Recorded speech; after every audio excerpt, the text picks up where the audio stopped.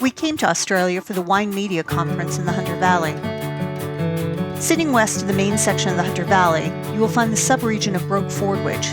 It's a little quieter here than in Polkobin, where so many of the big wineries are located.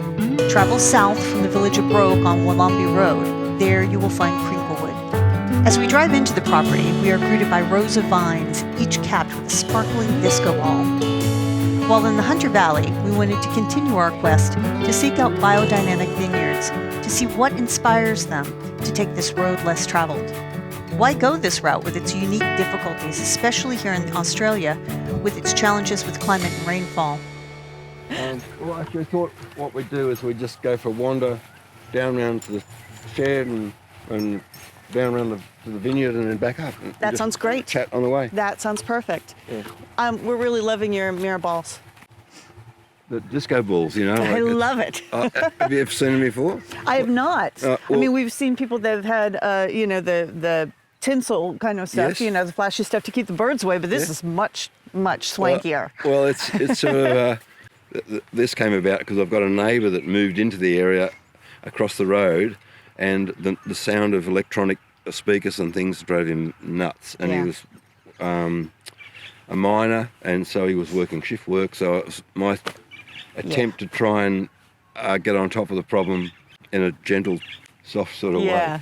No, I love it though. Yeah. And they look fantastic. We live in Sydney, and the family started coming to the Hunter Valley in 1978, and we planted our first vineyard in 1981 in Polkobin. We then moved out of Polkobin to Wollombi because we felt Polkobin was becoming too suburban. And actually thought next to there would be traffic lights and there was tarred roads, and so it wasn't what we were looking for. So we ended up moving to Broke because it was sort of like we're in the country.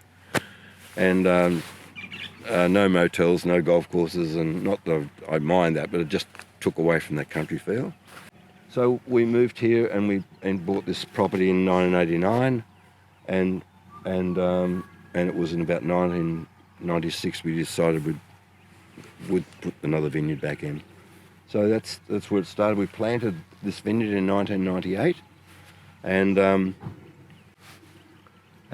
we sort of worked out where we thought that the most appropriate place to grow the grapes were, because we did soil pits and all that sort of stuff. The first wine we made was in 2000, which actually seems very quick we'd done a lot of preparation in the soil before we planted.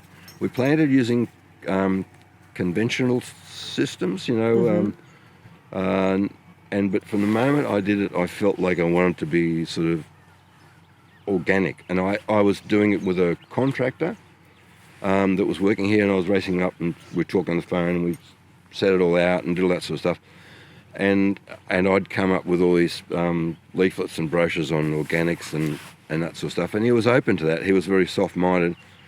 But when I started asking him to sort of, I'd gone off and I'd had a book from Nicolas Joly, which you've probably heard of, and the Wine from the Sky just spun me out. And I went off and did a Steiner course, and that's what started me on that thing. And I just got so excited about it.